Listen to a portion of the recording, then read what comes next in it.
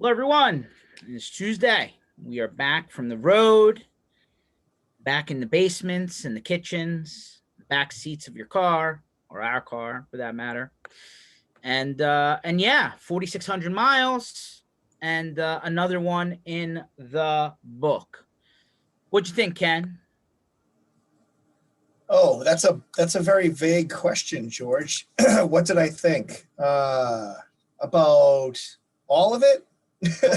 Well, I don't know. I mean, I Well, gotta. We're not getting points for driving at this point, right? It's not like airline miles, but I mean, we're right. Well, racking up if the we got street points miles. for driving, we'd be in good shape. I mean, I'd almost be at Chick-fil-A status of George Bardissi, but Well, signature status is no joke. It's a legitimate thing. this is true. Yeah. No, I mean, obviously it was. I'll tell you what, the bus was an upgrade. Um, with that comes some responsibility, though. I mean, holy moly, this bus was bigger. So having to have Slade handle this thing in certain situations was pretty amazing. I think Sade can attest. There was a few times where the bus would make a turn, and people thought, "Oh, I'm gonna take this guy and head straight for us," and then all of a sudden we'd be turning, we'd look, and you just see their faces like as the Yeah. bus comes around the corner. It just it was way bigger than the last bus. Didn't realize that until we were on there, and then getting into some of the spots, which again, we should probably never ever doubt Slade. He just gets into some crazy places with this bus. It was pretty amazing. So from that standpoint, the bus was bigger. I think a lot of the stops were bigger. I think we helped. It seemed like even though we're coming out of this, the food trucks seem to be happier with us bringing them out there. We heard even more stories of how great this was. So much so that I couldn't even do the interview on on one. I just had to hand it off to Alec and said, nope, going to be too emotional for me. This person's getting all emotional, and so Alex stepped in and did a beautiful job and interviewed the food truck driver that was just loving everything that we were doing. But yeah, it was really really cool to get that whole thing raised to another level. And then there was the contributions. The food drive stuff was just absolutely amazing. We're going to hear back pretty soon from our friends over at AVIT.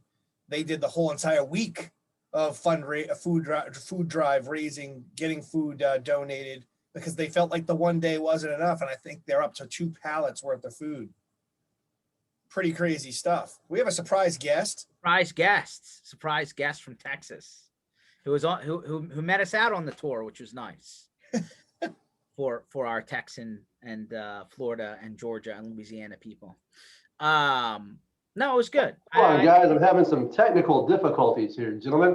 Give me Well, one moment. I know you. I know you have very, very good access to some IT people. So no, it was it was this was the third one, right? I mean, we learn new things every time. And I think one of the things that, is nice to see is the progression of people that are actually coming out, right? Like I know, things are different now, right? I mean, some people are out, to finally get out safely. And but the good news is that business sounds like it's good. I mean, business really does sound like it's not, in a murky place for most of the people that we talk to. I know we've said that every time, but more now than ever, we're starting to hear a lot less uncertainty and a lot more positivity. That the projects have come back. The cloud stuff is still front and center, and people are reinventing the way that they're doing business. I'm not just even talking about the MSPs. I'm talking about people are now reaching out to MSPs that never have engaged them before, because they never thought they'd have to change what they've been doing for forever and ever and ever. Now everybody is reinventing, and they're coming up with new ways to sell products and services, and they're coming up with new ways to hire people. I mean, to be honest with you, I mean, we've been hiring several positions here at our place, and Ken, your place never stops hiring. But I mean, you're pretty much hiring from the entire country as a pool, rather than a city or an area, right?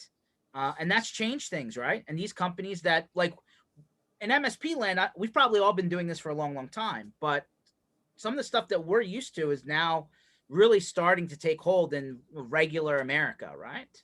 Well, look at look at Michael down in Fort Lauderdale. He had come to the event and met some of his employees for the first time in over a year, I heard and then that. met new employees that he hadn't met. So I thought that was kind of interesting, right? You're talking about people who got hired completely virtually, completely from home, and then we have an event, pull these people together. He's like, I just met some of these people today for the first time, and they've been here for a year. So I thought that was pretty cool. So it's definitely a testament to what you're saying, that, you know, through this, a lot of hiring is still happening. And now the hiring is expanding from, hey, you have to be here to work here, to, hey, you can be anywhere and work here. 100%. I mean, Justin, you were able to kind of take a couple hours out of the office and swing down and hang out. I mean, number one, did you enjoy it? Number two, like how, some of those people that literally are in your area you haven't seen for a while. Right. No, I mean, definitely, it was definitely enjoyable, right? Because it was an opportunity to get out of the office and not just go home, right? It was an opportunity to go see, peers and colleagues and friends that I haven't seen in person in over a year, right? And get to experience fellowship other than a Zoom call, So no, it was great. And I think you're talking about business being good and adding, head count and things like that. And, obviously I'm in Texas, so we're a bit of a different animal down here. I probably, like you guys experienced in Florida, maybe a little bit, but I think we've, through the entirety of coronavirus and the lockdowns and mandates and all those things, I think we've done a good job we've done a great job of continuing to grow and continuing to push forward, right?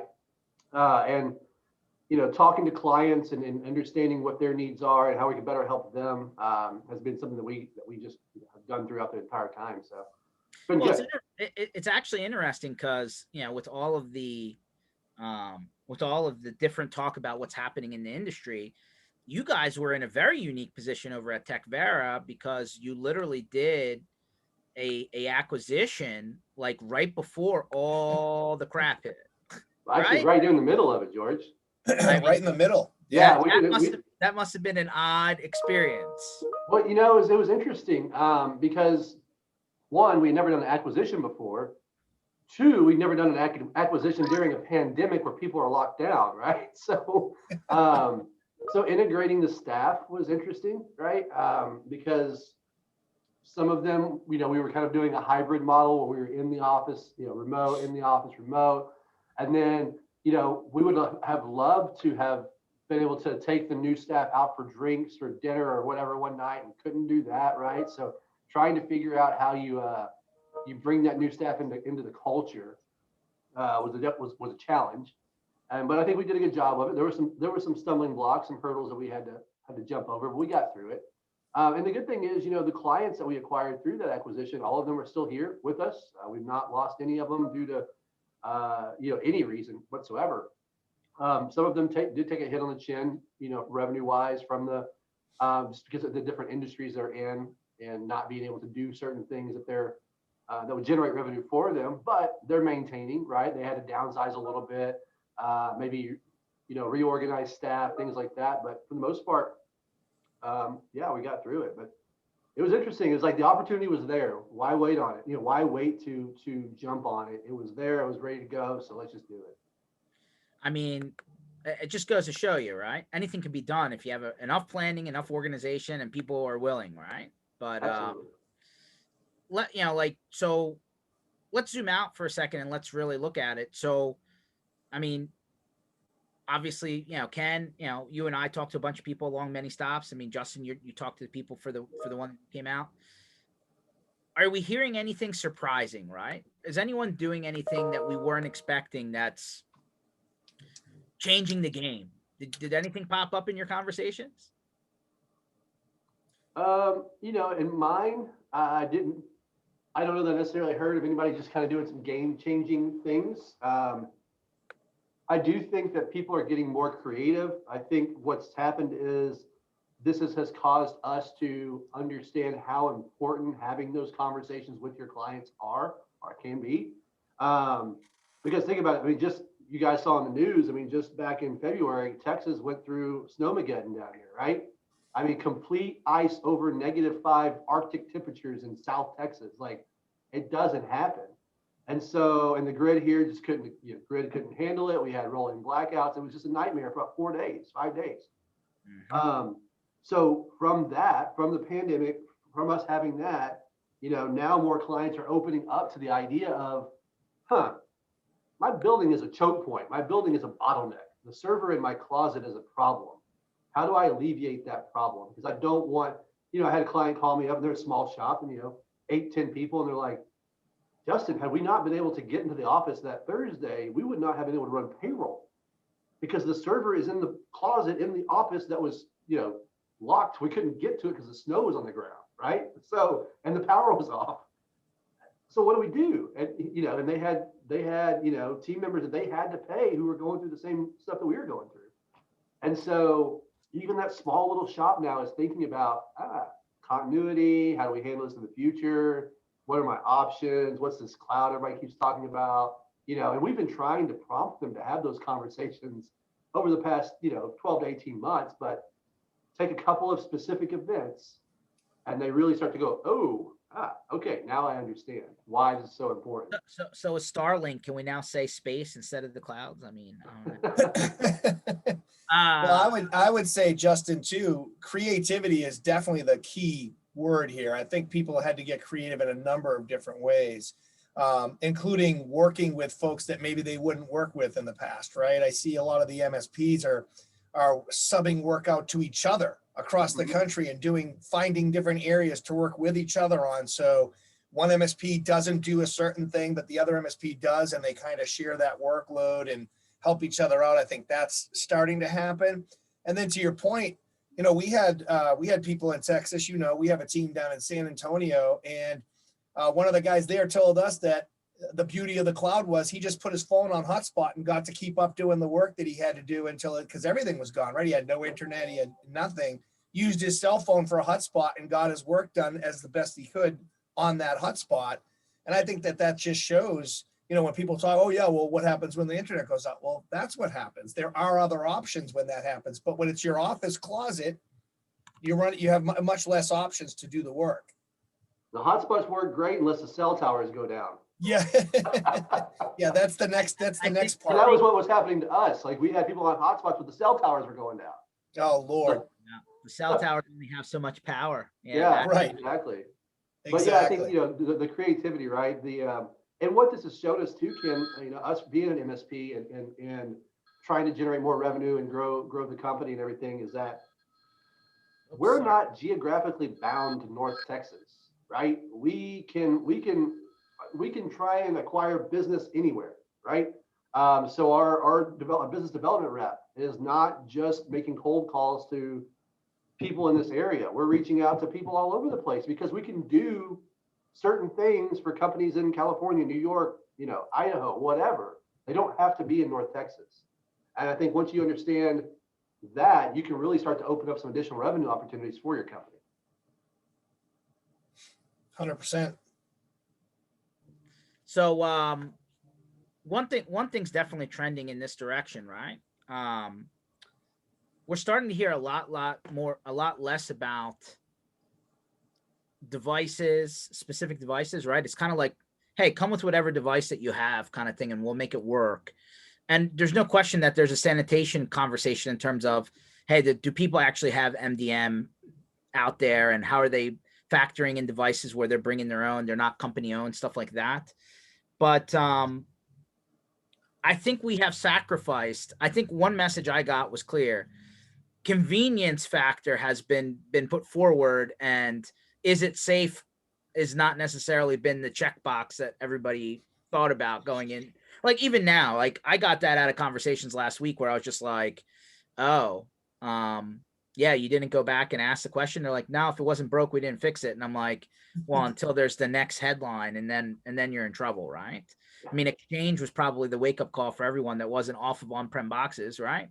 And they had to self-manage it from a couple of weeks ago. So, I'm starting to get a feeling that everybody's starting to really realize that the mobile devices out there, which I would argue are largely untouched, right? Like you're not putting antivirus and MDR, and like how often are you taking control of the mobile device, especially if it's not company owned, are really a door into really a back door into the conversation. Are you starting to hear that too?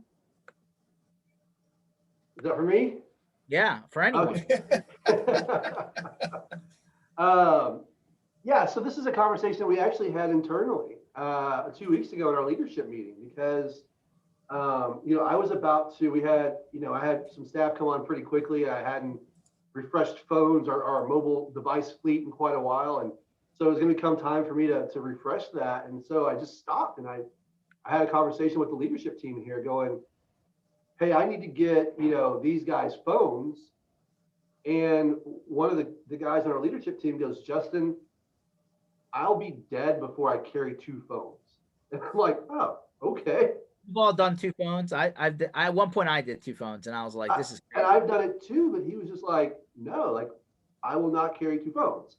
And so I was like, okay, well, that's interesting. So, how do we govern our own data and things like that? And so the conversation started coming around. Well, just, what about, mobile application management, mobile device management, sandboxing the data off onto that mobile device into its own little area where you can set up, conditional access where they can't copy, right? Things like that. And then if that person were to leave the organization, you just hit the button and zap, that sandbox is gone, right? Your data, your applications is gone. So I think now the conversation is around, do I really have to fully control and own that device? Or are there tools and technologies out there now that I can just manage part of that device, right? Like here's the stipulation. If you want access to my data on your phone, these things have to be met. You have to be on a supported phone, 2, a supported operating system, 3, my mobile device management doing my mobile application management, right? And then I'll let you have my data. So, but yeah, I think I'm wondering how standardized that's been sorted across the board. I have a feeling it's, if you ask every 10 people that you run into in MSP land, 9 of them will say they've done no standardization on this topic at all. Yeah. And it's something that needs to, listen, we've heard the acronym MDM for a decade. I don't even know if that's the right acronym to be using now, right? But depending on what we're talking about, but it's definitely a problem. And it's definitely one that, needs to be a checkbox. Even, I'm sure there's some solution out there for a couple of dollars a month per phone. JP's like, Jam F on everything. Okay. I know another guy that's a Jam F fan. Jam F, Google it, JAMF. And Brent pops in from an earlier topic. He said, Justin using not only RMM, but Intel's vPro when it comes to remote support? I think, I love vPro. I've been playing with vPro since 2010. I think one of the challenges with vPro is if you're a machine by itself at a home office, how does the vPro connect? Isn't that the challenge? So sure. I think that's kind of part of I don't know if they've overcome that limitation, right? Where it's like, hey, I don't need to have another endpoint on the same network as that computer you're trying to connect to in order to get to the vPro, management tools. So if they figured that out, that's gold, because connecting at the device level solves a lot of problems. The conversation, George, quickly, now the conversation now is not, hey, how do we need to lock, what all do we need to do to lock down the old office environment, right? Do we have to buy the firewall? Do we have to get this and that and this and that and this and that? It's like, just secure the endpoint, right? Mm-hmm. And we know there's a gentleman in our industry who's started that conversation a year ago. Secure the endpoint, right? So, but yeah, I mean, it makes sense. I mean, the endpoint, the network perimeter is no longer, confined to 4 walls on the highway or whatever. I mean, the network perimeter is everywhere now. 100%. I mean, within reason, right? I think that's part of the challenge. Everybody's been trying to cover this from multiple angles. especially for the people who have gone down SOC road, where, they have a third party trying to monitor logging and all that stuff coming from every machine. You can have interesting results, especially with the people that are out in the wild. I mean, hey, we were on a bus with a hotspot, right? We were out in the wild. We were in airports. We were out in the wild. But I have a strong suspicion that not every person in every house has a device to do their job. I think a lot of people are sharing a lot of devices, and probably not the way that people thought that they were appropriately supposed to be used. And that comes along with strings, right? Just saying. I think we've all been Netflixed and Amazon Primed and what's the other one?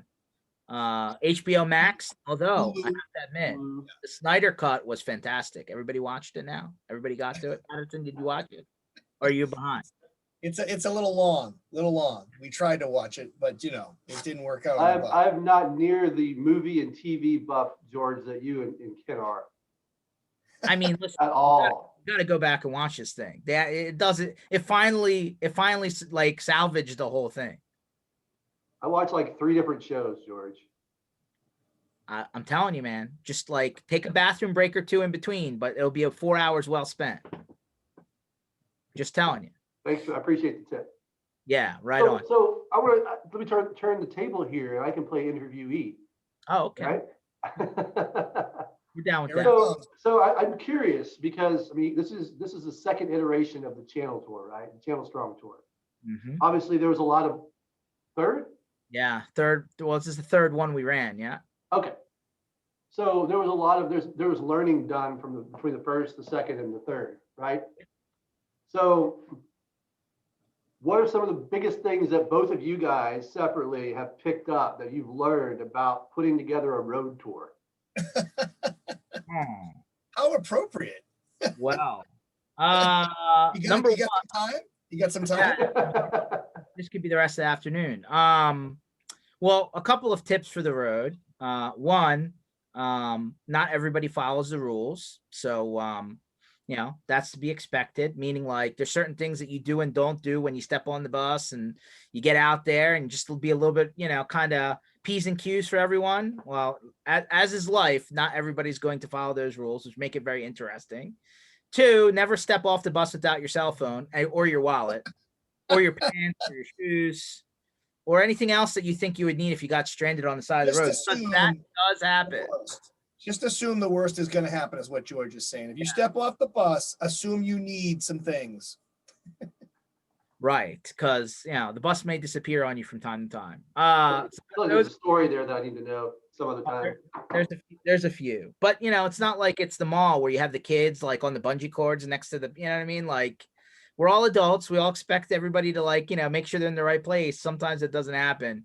Hotels suck, no matter what status you are, no matter what you do. You book directly through the hotel, you book through, an Orbitz or whatever, or you use points. No matter how you do it, there's always a problem. There's always a problem. And you just got to go in expecting the problem. Like the whole, hey, everything's good, I'm walking in, I'm good to go. Like that's got to come out of your mind. Especially when you think you have a room and they're like, oh, no, we're all sold out. We're like, we have a confirmation, we checked in. Oh, no, there's no rooms. Or, hey, you go to check in late at night and you find out that the room that was supposed to be made available at like 4, Darren's like, you just don't have the right status. Trust me, Darren. Yes, we have people on the bus that have the right status. They were still screwed. Trust me. I hear you loud and clear though. Like Uber, Diamond, Platinum, whatever status. Like, my Chick-fil-A status means more to me than my hotel status, I'll admit. But there is people who have Uber status with the hotel. Well, Darren, how about we invite you on the next tour and you can go 10 cities, 2 weeks, and let's see how your status holds up, my friend. I'd love to give it a try.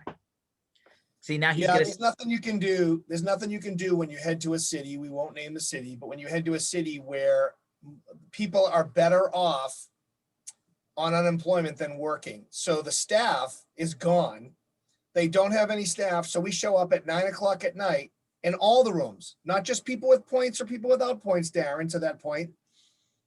All the rooms are not ready at 9:00 because they haven't been done by housekeeping. There is no, because they don't have housekeeping, right? Because the people would rather collect the unemployment check than go to work because it's more money. And that's literally what happened. We got there at 9 o'clock at night. No rooms were ready. We had people behind us leave. We didn't have that option. We didn't feel like getting back on the bus and doing the whole thing. So we stayed. We didn't get into our rooms till 11 o'clock or so. We had dinner around that time. And that has nothing, there's no status, no points, nothing in the world that's going to help with that problem. And those are the types of problems that hit you on the road. You just got to be prepared for everything. Yeah. So logistics are, the more we plan them and the more that we create backup strategies for all these little things, it helps. But as we've matured and progressed through this effort, here we go. I love the commentary. Points. And JP, right? Yeah, we got to have backup plans to our backup plans. I don't know how else to say that. The more planning we do ahead of time, the better off we are when the problem happens and not if, so that we have somewhere to go. That's one thing. The second thing is maybe we got really, really, really lucky on the first one when we did like 7,800 miles or whatever it ended up being, like around the planet, around the US. And we really, didn't have an issue. But on tour 2 and tour 3, we seem to be going in the wrong direction on that front. So yes, the vehicle can break down for a number of reasons. Or you can hit a really bad jam on the road that you weren't expecting, and it just puts everything off kilter. And here you go, Justin. Talk about picture 4 nerds in the back of a bus engine putting 5 belts back onto an engine. Yeah, that's basically what happened at one of the places where if we didn't do this, basically that end of the tour would have been over. And we found the belts, and it was myself, Paul Redding, Alec, and the driver who knows more than all of us, lifting the engine to the side so that we can have tension off the belts and putting 5 belts on and this is no ordinary bus. This is like an 18-wheeler. You see it behind me. That to me was the most impressive thing, is that we all got together and acted like grease monkeys for about a couple of hours and got it working. And by the way, they survived the rest of the trip. So we did something right. I've just been out Chick-fil-A. Darren just sent me a message saying, and he has 72,000 points. Holy, what? I've been out Chick-fil-A. I didn't think it was possible, but it's been done. Darren must eat breakfast and lunch there every day. I guess so. I mean, I'm hitting it once a day, man. You're killing me. Anyway, all right. Back to the other things that we've learned. Yes, like when you're driving a vehicle that size, and trust me, or Ken or anyone else in the bus, we don't want to be driving that. You need to like actually know how to handle that vehicle. You would think you could get into most places, even with a really crazy driver who can get it done, but sometimes it doesn't work. So you really, like, when you're mapping out your route, like, the guys who are driving the oversized stuff need to really concentrate on this, but you almost need to do the same game, right? You need to almost factor, hey, can we turn here? Can we get down this road? Can we park in this place? And some of the parking lots that we, were lended by our fellow MSPs, probably should have done a little bit more homework on at a time, because there is no way we were getting that sucker in there. Well, Slade says the satellite view just doesn't cut it, because it doesn't show the posts and poles that are in the ground. So you have no clue if you're pulling in and there's a pole that's sticking up out of the ground in certain places, or even a telephone pole. So we were doing satellite views and we were looking at these things, and it's like, not enough. Need to do the full on, figure out what's on that ground and where it's going. And especially this bus though, George, I think that's the next level, is we need to learn where this bus is going to fit, because this one was a lot bigger than the last. And I think we were also thinking, it's Slade, he can get anywhere. I mean, he did go through a drive-through with the last bus. So never take that to a Chick-fil-A drive-through. It's not. And the other thing to like, imagine if we were hauling like a backup pickup truck or a van or something like that on the bus. I have no idea. Like, that just makes it even longer. I have no idea how he was going to park that. Just saying. It was nice to have a secondary vehicle in Florida, like as our backup, our backup plan. I don't think people realize, like, Lyft and Uber are not everywhere. No.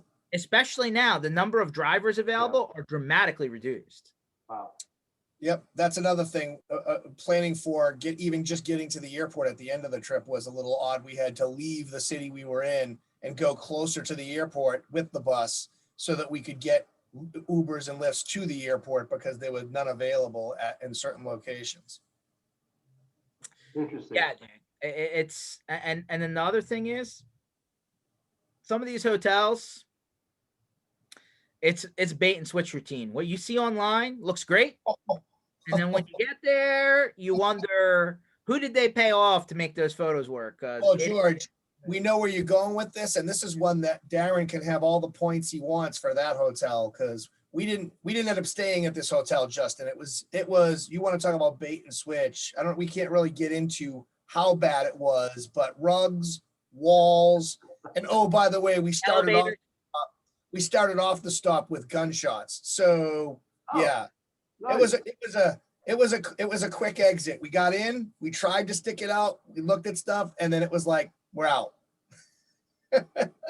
And then continue to drive another 6 hours to get to the next destination, which I think was That's how bad it was. The driver was like, no, I can do this. We're out of here. And that was supposed to be a nice, like, vacation-y, beachy area of Florida. Well, apparently not.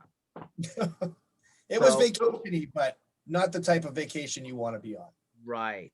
What's the general? I mean, I'm assuming things are on the up and up. Is that kind of the whole general idea you're getting from most of the partners you're talking with when you're out hanging out with them? Yeah, absolutely similar to you. And I'll say something, because you mentioned Florida's a different. I mean, Texas is a different animal, and Florida is similar. I will say this. I was surprised when we got there, and George will say the same thing, where we were like, man, you watch the news and you think that Texas and Florida were being completely unreasonable and just, gone off the deep end. It's guns a-blazing, right? Everybody, it wasn't like that at all. There were still masks in restaurants. There were still masks in the airport. There were still masks a lot of places. So I didn't see that, holy crap, Florida and Texas are completely wide open. I did see it in Georgia, but not in Florida and Texas, where you didn't, masks were being thrown aside and everybody was being careless, and that wasn't what we saw. So I did notice that it wasn't at all what was being reported, like that everything. I saw you said there was places it was lifted, but it was actually. Well, in all fairness, the signs turned into, you must have a mask, to we strongly encourage a mask. Yeah, right. But they still fairness, asked you to have them, right? But it wasn't. What I'm saying is, I didn't see the carelessness that was being portrayed on the news. I feel like it was still done in a good way. People were still wearing them where they needed to wear them. It wasn't willy-nilly, like we're running in the street. So you left it to people to determine what made sense for them, and so they protected themselves like you would expect, instead of creating a rule. Listen, we don't want to go too political here, but yeah, I agree that it was not a free for all, and I agree that people are largely following this, the rule, the safety guidelines, and you know what?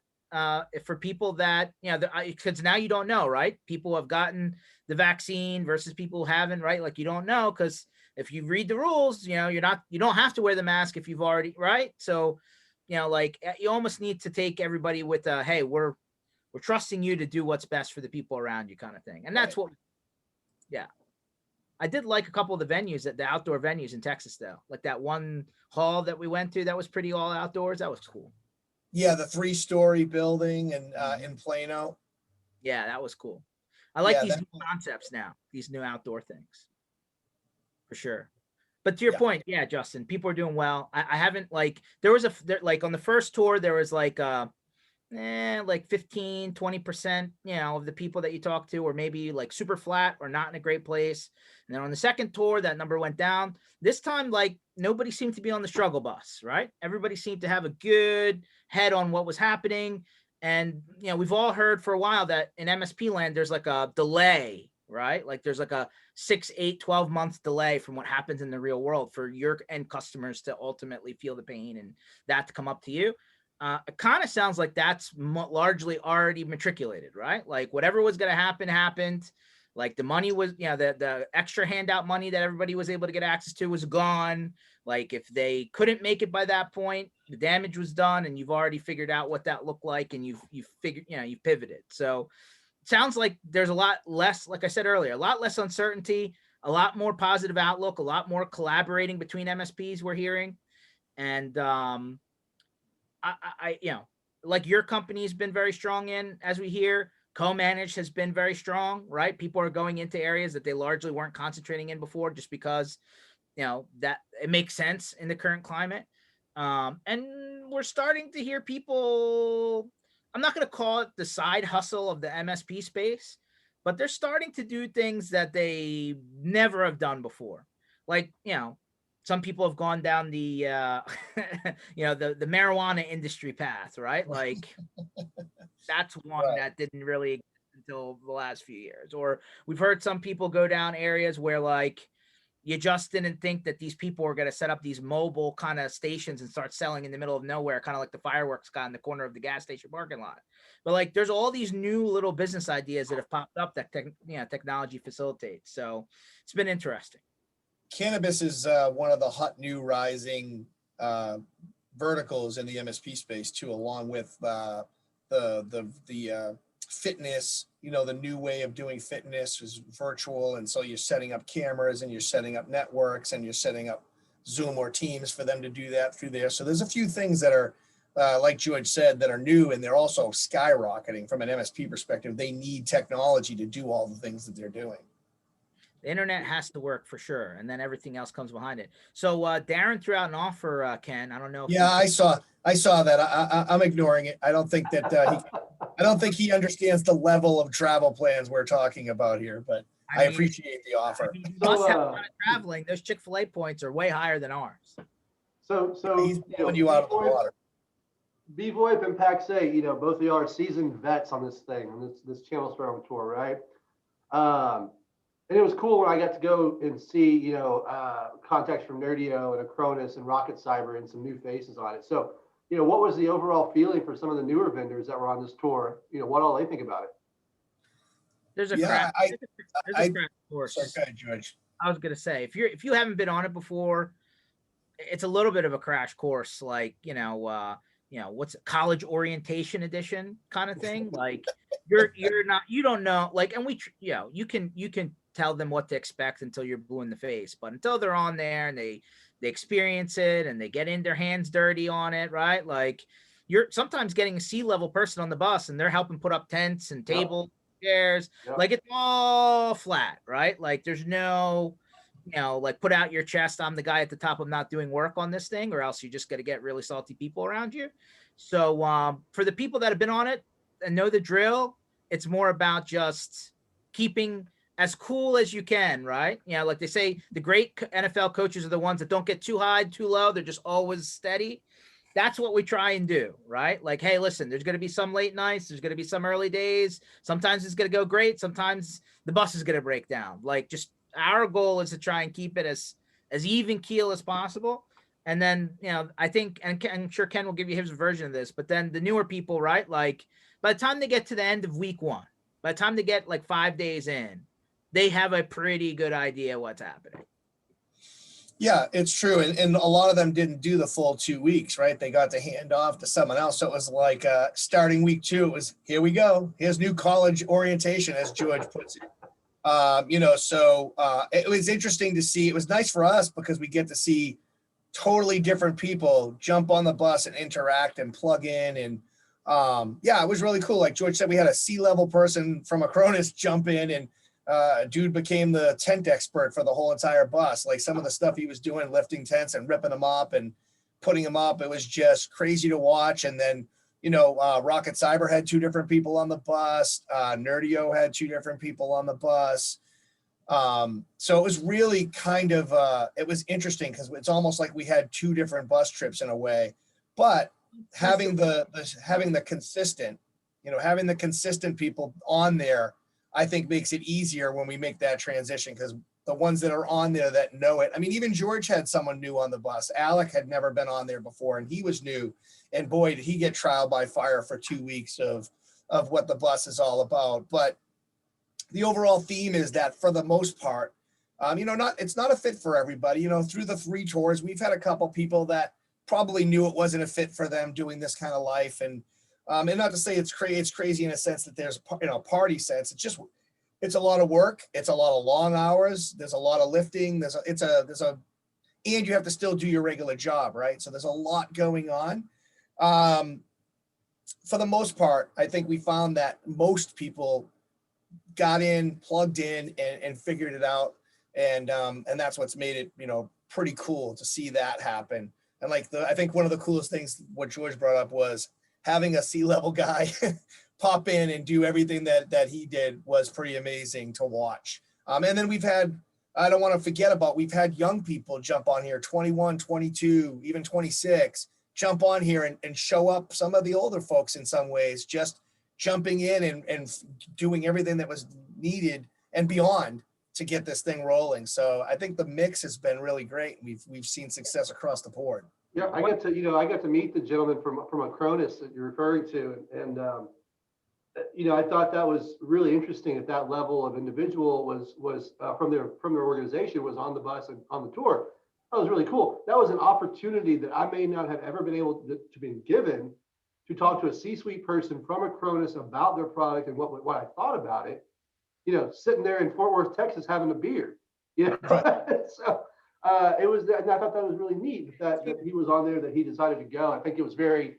But I think it's very educational for him too, to kind of get, what's the word on the street? What are people really saying about this? Yeah, to your point, like you may not ever see these people until a major event of some sort, whether it's Sure. their own conference or a bigger conference. And hopefully some of those, at least 1 or 2 of these, seem to be actually going to happen at the end of this year. But here's the reality, right? Unlike a conference, when there's a set schedule and you can like check out and go to your hotel room and have a call and space out your scheduling, you're not getting off the bus. Like you're on there, right? So like there is no, hey, just park over here or just drop me off on the side of the road, just keep going. Like you're on, so like there's a little bit of unformalness or informalness to it is probably the right way to say it. And some people thrive in that situation, right? The guys that do great at the hotel lobby bar, the guys that do great in the hallway conversations, the guy that are grabbing a cigar outside or whatever, those guys would love that, environment. The guys who are like the presentation guy, the breakout room guy, the booth guy, and they run by schedule, maybe not for you. So flexibility is the key word. I'm sure. So it'll be interesting to see moving forward, because like, again, I think as people realize that the conference isn't the only way to get out there, right? I think that this last March till now, right, has really, year has really painted the picture that virtual was great for a minute and then like quickly burned out, right? And lunches didn't happen, but when you could do it, nobody's going to replace, that one-on-one, right? You go into a customer's office and having somebody in front of you and, going out and having that deep conversation. But then I hope we see, I hope from the vendors, because George, you started doing it with bvoip and PAX8 was doing it with their mission briefings. You guys were already doing the regional kind of meetups, right? With your partners and things like that and prospects. I hope that in the future, more vendors decide to do more of those types of events, more of the regional meetups, instead of just having everybody convene to the big, conferences every year, which is always fun to go to. They're always great to attend, but being able to take, 4 or 5 hours out of the day, shoot down 30 miles from your office, sit there, have a more intimate conversation, and then be done for the day. Those kind of events are really cool. I tend to enjoy those. I think all the vendors really need to step back and reevaluate how they plan their year out, right? So that they can. I know a lot of people are just like, oh, we're going back to the 2019 blueprint. We're good to go. I think it's cracked a little bit. I really do, and I agree with you that if you don't have to get on a plane and travel to another part of the, leave the home for a couple of days and travel to somewhere else, you're more likely to pop out for a few hours if you only have to drive down the road. I mean, that's just Yeah, I agree. And I'll leave you with something. I got to jump in a few minutes to do another panel. But one of the things that George and I were discussing, Justin, is, as we're putting this out there, we want more people to understand what we're doing isn't about any one of our vendors. It's about the community. It's about the MSPs. And you saw this. I mean, there's no pitch. If you want to talk to someone, you pointed out you got to talk to a C-level guy at Acronis, and tell him some of the things you were dealing with that you got to a pretty high level, right? But you didn't have to, right? We're all having drinks. We have games, and I think that's one thing that we want to get out there as much as possible, is to show everybody, hey, this isn't a pitch session, not at all.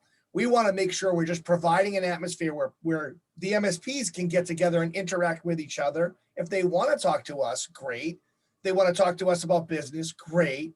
But that's really what it's all about. And yes, we do some charity work while we're there. It's not just a full-on charity event. I think some of that gets lost in translation. I think some people maybe don't want to come out because of that reason. So we're putting that out there to people now to say, hey, look, this is an event for you. It just so happens we also wanted to help your community that you live in as best we could. Yeah, super more about the fellowship. Right, 100%. exactly. Like, we're recreating the evening time atmosphere. And if you don't want to talk shop, don't talk shop. Right. You want to talk shop, talk shop. You want to talk business. There's no presentation, right? There is no screen with somebody giving you a PowerPoint slide deck. Right. This is just grab a beer, grab a sandwich. Maybe you want to, do some cornhole. You want to, do some Jenga. You just want to hang out by a table and talk. Cool. I'll talk about the NFL season coming up and how I don't know why Dallas re-signed Dak Prescott, but like that'll get it. Yeah, well, let's not get into quarterback situations in Philadelphia either there, Georgie. George, I'm looking for my picture. I mean, I took the time, I spent some money on a photo for Justin. It's not there, George. What happened? I mean, I should have dug it out of the box just for this call, kid. I totally box. What's it doing in a box? I love it. My office around, man. I gave you a present. Framed, man, on the wall. Yeah, it should be framed and on the wall. 100%. All right, gentlemen, I got to run. Justin, man, thanks for coming on. Appreciate you. Loved seeing you in person. It's been way too long. And George, need to see you again in person too. I might just come to you because that's there. You go. Come up here and we'll see a game here. Maybe. I don't know. There's nothing live yet. We'll get it. All right. Bye, guys.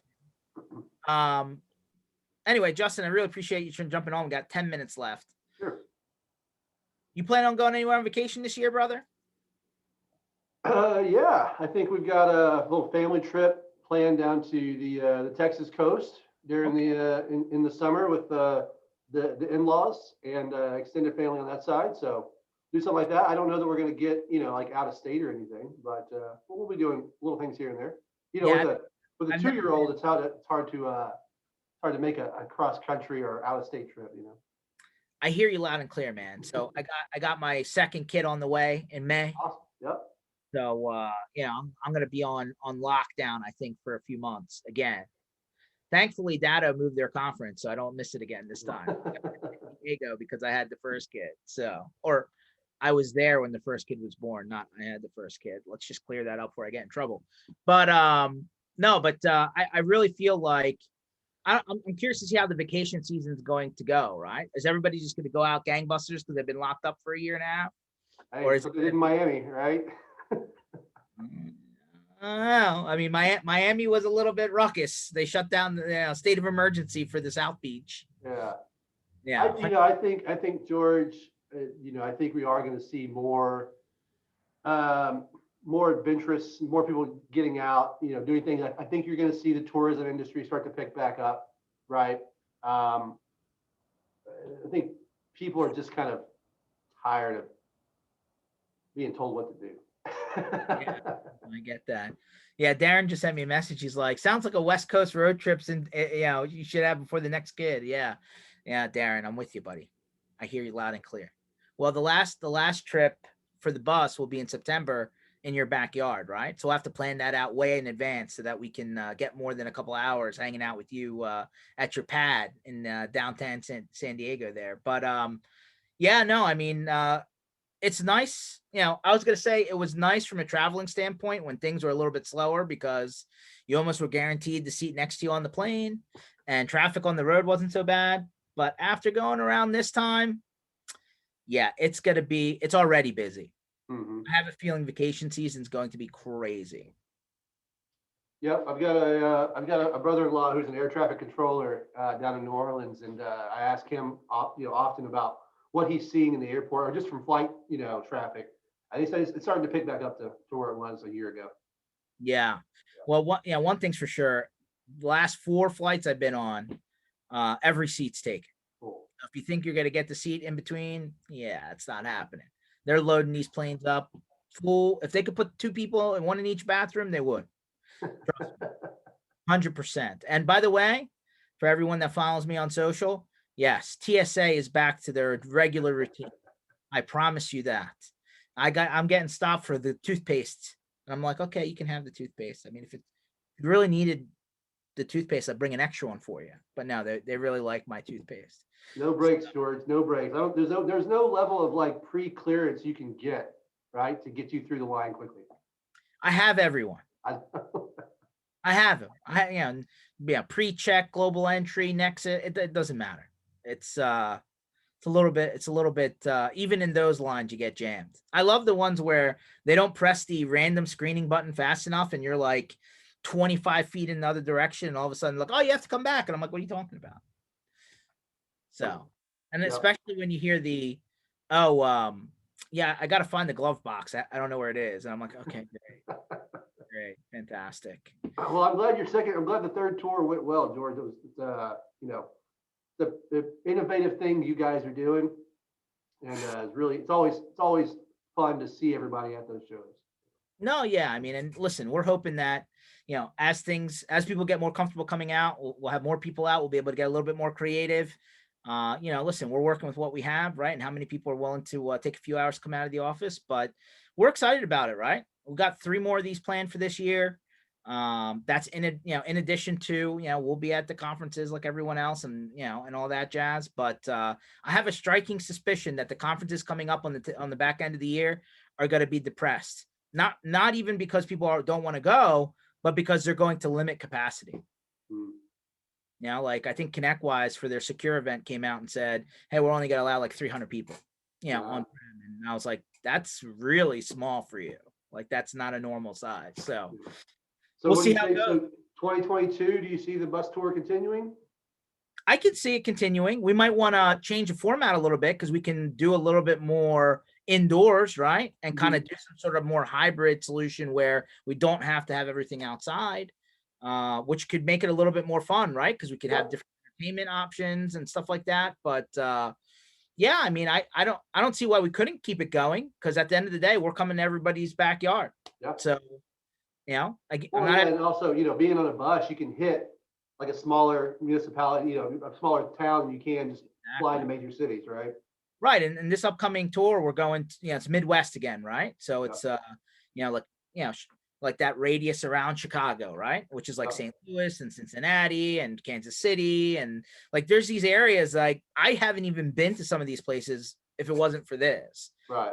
I've never been to an event there. I've never been like, nothing's pulled me there as an MSP. So it's really interesting, even personally, right? I never had any reason to go other than, the Eagles were playing away and I wanted to go check out another stadium kind of thing. So it'll be cool. It's cool. It's cool to see the country this way. It's cool to see people's backyards and how they function and the little differences but city to city. And I almost argue that we didn't have enough time in some of these places to explore, right? Because we had to jump and go to the next place. So I think the plan may, slightly alter as we open up a little bit more. We don't have to hit 5 cities a week, kind of thing. Maybe we can spread it out a little bit, but I think it will continue in one shape or another. And as long as people are willing to come out and just talk shop and grab a beer, I mean, I think that format's a little bit different than what we've seen forever. So yeah. Right on. Well, everyone, I appreciate you for jumping on. We're still doing Tuesdays and Thursdays, 1:00 Eastern time. You'll see all these sessions are recorded. They're online, mspinitiative.com. So our next tour is coming out to the Midwest. If you're in those areas, we'd love to see you. There's a link on the website for that. We're going to be publishing the new cities up here, very shortly. But we'd love to get you registered ahead of time. We also do the monthly giveaways with all the vendors involved in MSP Initiative. So no obligation, but you got to enter to win. So, throw your name in the hat. I think there's like now 15 prizes a month that you could win. So I don't see, nothing to lose kind of thing. And we're gonna have some interesting stuff coming up, and we'll have people like Justin back with us, and we're gonna keep on talking about stuff that matters as we go through. So everyone, start to enjoy the weather. It's getting nice up here in Philadelphia. Texas was great, so I'm sure Justin doesn't want any more snow for the rest of the season. And we will catch you guys on Thursday. Cheers, All right. everyone. Thanks, George. See ya. Yeah.